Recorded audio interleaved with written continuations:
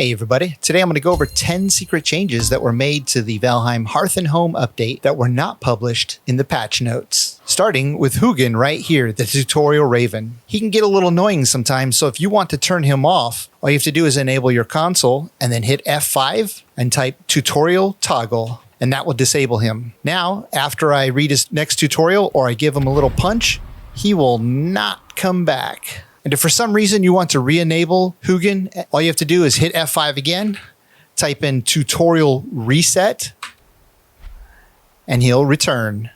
Hey Hugin, welcome back, little buddy.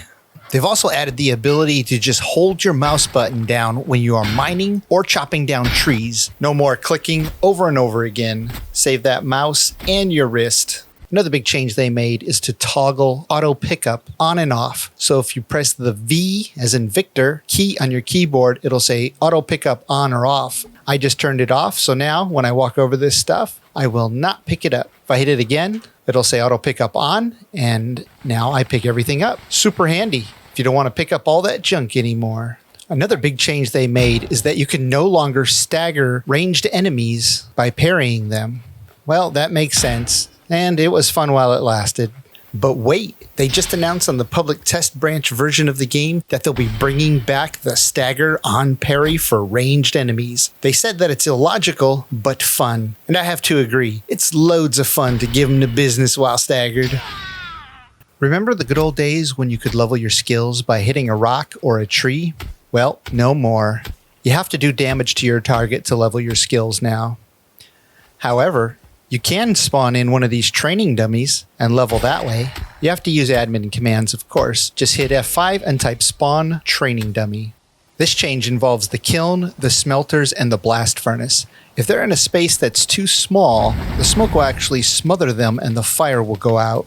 So make sure you have plenty of room to vent the smoke if you build them indoors. They also changed the way stamina works when you're blocking. If you try to parry an attack, it costs a lot more stamina than if you're just doing a regular block.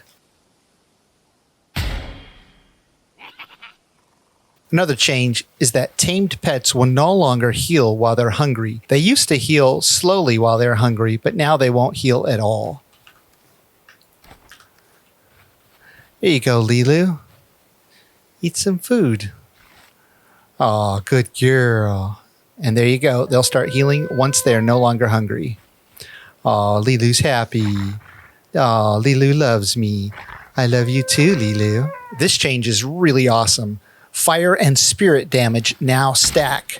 Watch as I shoot him. See that tick coming up? It keeps going up. In the past, I would just shoot one fire arrow and then switch over to another arrow. But now you can just keep stacking them babies. Each shot also resets the timer on the damage over time tick. And here are some silver arrows with spirit damage stacking on a fen ring. In a past video, I showed you that you could mine out your copper and get it all to explode in one big chunk. And don't mind this phallic looking silver vein, but when we used to mine silver veins, they would just float in the air no matter how much you mined around them or under them. But no more. The devs have seen the error of their ways. Now we get the satisfaction of exploding the silver once we disconnect it from the ground. Ah, what a release. I hope that was as good for you as it was for me. That's it for now. Have fun out there.